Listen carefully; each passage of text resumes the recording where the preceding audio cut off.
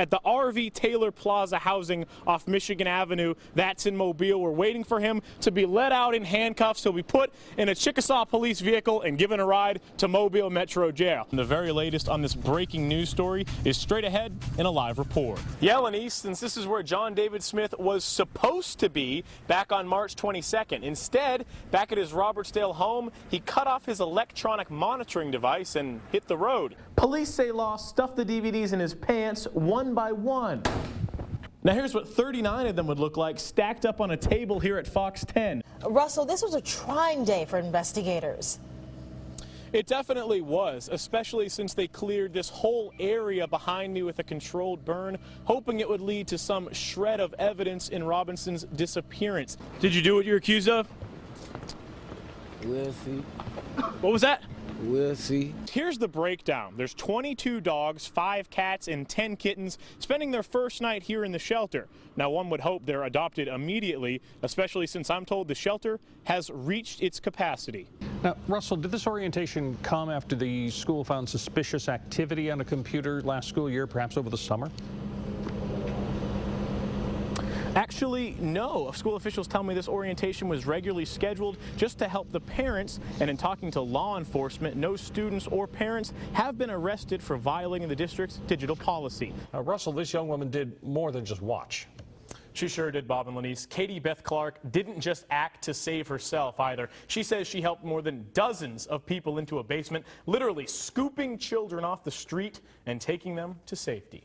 That van had made stops in Kentucky, even Birmingham, and had entered this cage surrounding the Sallyport. And Robbins was found here leaning up against the other side of this fence. He was alive and alert, but police say he was shot 8 or 9 times. This is where John David Smith will finally learn his sentence on his child pornography charges. Now, if you're in a low-lying area, we're talking Windmill Ridge Road, West Beach, and others, make sure you take the necessary precautions. So if you want to come out and see Taylor Hicks, he'll be on the stage tomorrow night at 7 and Saturday at 10. Taylor, any chance the fans can get a little preview for what's happening here?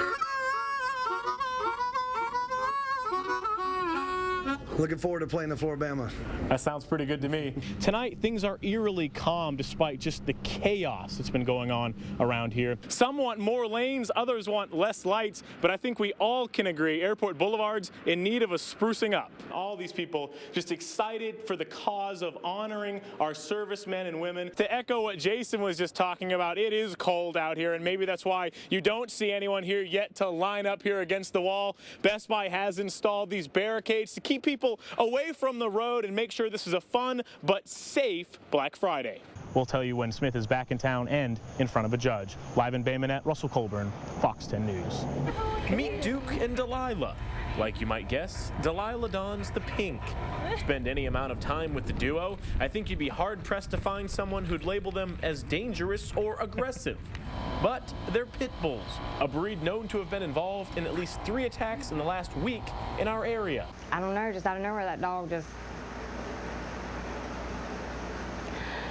I don't want to do this, I really don't. I just... For Melissa Harrison, the stress of revisiting her attack is too much. This bruise and puncture wound on her right calf is enough of a reminder. It could have been a whole lot worse, because if the dog would have wanted to kill her, he could have, right there. Harrison was walking down this road near her grandma's house in Irvington when authorities say a pit bull broke off this chain and attacked her, locking its jaws on her leg. I thank God. I really do. I thank my blessings, because it could have been a whole lot worse. I've seen these attacks, and I know firsthand that had that dog wanted to take my child, it could have.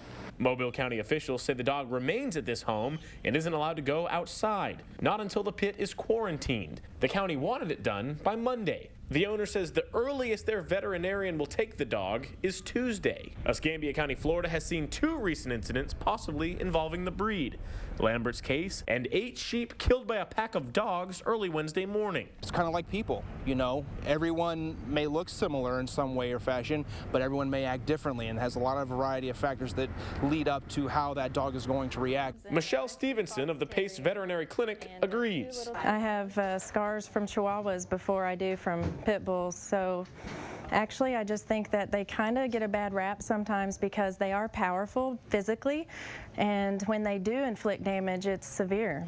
For Stevenson, it's a case-by-case basis. She says pit bull's behavior is individual and has mainly to do with factors surrounding its life. If you go back like 25 years in statistics, they're actually not the majority of inflicted bite wounds in the United States. There's a combination of mixed breeds and other breeds that make up the majority. So I think it is a little bit singling them out, although, like I said, I think any breed can have good and bad in it. Harder to explain to a mother whose case falls in that minority. Bottom line, if my kid acted out, I would be attacked as a parent to rear my kid, straighten my youngin' up. Same thing with the dog. It's just called master instead of parent. But one thing none of us can ever master, the actions of an animal, regardless of breed, color, shape, size, or even known behavior. For Fox 10 News, I'm Russell Colburn. James Milstead has lived in the same Pensacola home off North 46th Avenue for about 40 years. He says he used to see no reason to even lock his doors, but not anymore. For some reason at about 1:30, something got my attention, so I took my gun and walked out to the garage. Where an elderly man long battling cancer had his worst fears confirmed. Milstead says the suspect was right around here rummaging through his belongings in the storage shed when Milstead came around that corner. It was at that moment the suspect turned to him, and Milstead says he was left with no other option but to pull the trigger. He just kept coming straight at me. To be quite honest, it just scared the stew out of me because I didn't expect there to be anybody there. I can't imagine what he would have done if I hadn't shot him, because he did not hesitate. He was coming on. I shot him one time because he was coming at me. Once he turned his back to me and I realized I was in no danger anymore, I just let him go. Wounded, the suspect, identified by the Escambia County Sheriff's Office as Daniel Driver, went to a local hospital. After the 19-year-old gave false information, the Sheriff's Office was notified and made the arrest several hours later. But not before Driver allegedly terrified Milstead, who says crimes like this have him losing faith in this area, his home. Now that it has gotten to the point of Escambia County that if you're going to go out of your home at nighttime, you need to be carrying a gun, I think it's a sad situation. I'm sorry for you young people. I really am.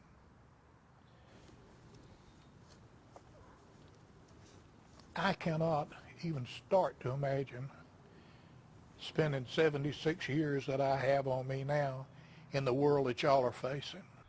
In Pensacola, Russell Colburn, Fox 10 News. Fox 10 News reporter Russell Colburn explains. G52. Patty Skeel hosts a blasé black and white bingo game at Westminster Village in Spanish Fort. It was a surprise. We didn't know what was happening. They just told us to show up. But eventually, we have a winner, Bill Tobby. Pretty nice moves, huh? Not bad since he'll turn 100 in September. I had to jump up and then start prancing around with my arms up, and I thought that was right silly, but that wasn't quite natural for me. I don't know whether I did well or not. Tobby is joined by his neighbors and Westminster workers. It's a Harlem Shake video unlike any other. The retirement community got the idea from a resident's grandson. They planned to shoot a music video for their upcoming 30th anniversary, but as a little practice first, they decided to shake it, Harlem style. Show me the dance moves. Wow. And then I started doing this, prancing around. Now, this group hasn't danced together since they shot the video roughly a month ago, but they've been working on some moves since. Hit it. Tobby has been in Baldwin County since 1916. Education has been his life, returning to the school he attended, Robertsdale, to teach. He also worked for Mobile County and served as assistant principal at Viger. Now, other things occupy his life. Mr. Bill is Westminster Village's treasure. He line dances, he goes to exercise most every day, he paints, he's a portrait painter, he plays the piano for Vespers, When we have a dance, he asks all the women to dance, and he always has a twinkle in his eye. Making him the obvious choice for the leading role. He's an inspiration to everybody, so who else could we feature? It was great. I didn't know what to expect. And when they told me to hop up, you know, that surprised me. All 300 residents of Westminster know Tobby. They may call him Bill, some Mr. Bill, but he has had an impact on each and every person who comes through the doors. He'll tell you he has had and continues to have a wonderful life. What you should gather from him is that your age is just a number, not a state of mind. In Spanish Fort, Russell Colburn, Fox 10 News.